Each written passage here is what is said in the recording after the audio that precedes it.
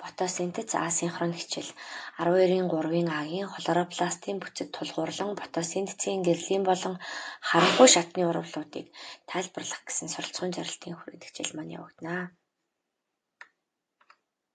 За суур хөгтгүүнүүд дээр хлоропласт, силикоид болон гранит талаар тайлбарлана. За дараагийн асинхрон хичээл дээр бол нөгөө хөгтгүүнүүдийг тайлбарлана.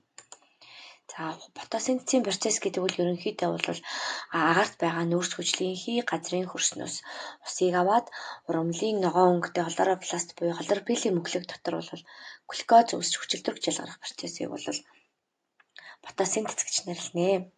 За фотосинтезэд бол хлоропласт чухал үүрэгтэй оролцсон.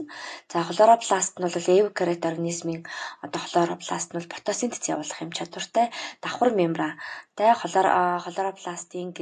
хлоропластыг гэрлийн микроскопоор харж болох ба 3-аас 10 микрометр диаметртэй за гүдгэр диск хэлбэртэй харагдана. Нэг хэсэгт хлоропласт цөөн зарим паренхим месофилисэд бол 100 хүртэл тоотой байж болно. За хлоропласт митохондрийн адил гадаад дотоод мембран гэсэн хоёр давхар мембран бүрхүүлтэй мембран хоорондын зайтай.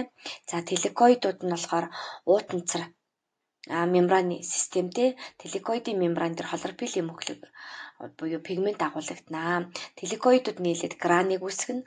За хөндий хоосон зайг бол стром гэж нэрлэнэ. Стром дотор бол цагираг ДНХ молекул за мөн рибосом буюу далис рибосом харанхуй шатанд ашиглагдах зарим энзимүүд цардуулын мөглөг бол агуулгадана. За ургамлын багнан эс хөвсгөр эс амсрын эсэд бол хлоропласт бол харилцан адилгүй тоотойгоор агуулгаддаг байна. За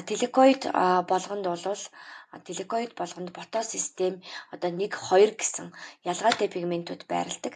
За пигмент бүр нь өөрөөр долгионы урттай гэрлийг бол шингээдэг байна.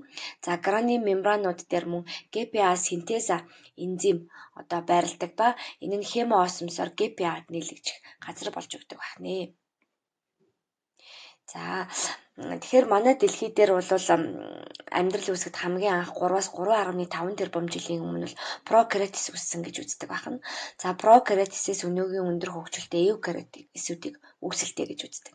За эндээс бидний өмнөх хичээлдээр үзсэн митохондри, өнөөдрийн хичээлээр үзэж байгаа хлоропласт бол яг прокариотистэй адилхан цагираг ДНХ-тэй ДНХ молекул нь цитоплазм дотроос сул байж идэг.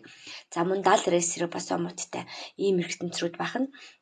За эдгээр эргэтэнцрүүд маань бол эволюцийн явцад бол эвкариотисийн дотор орж харилцан ашигтай хамтран амьдарсан байна. Хамтран хөгжсөн байна. За митохондрийн ялгаруулдаг ГПА-г эвкариотис авч өөртөө ашиглана. За хлоропластын ялгаруулдаг глюкозыг бас өөртөө авч ашиглах замаар бол эвкариотис урлан боловсронгуй болж хөгжсөн байна. За үүнийг бол эндосимбионтын онол гэж нэрлэдэг байна. За хүүхдүүдээ дасгал нэгийг QR кодыг уншуулан дасгал нэгийг ажиллаж өөрсдийгөө мэдлэгийг баттгаарай.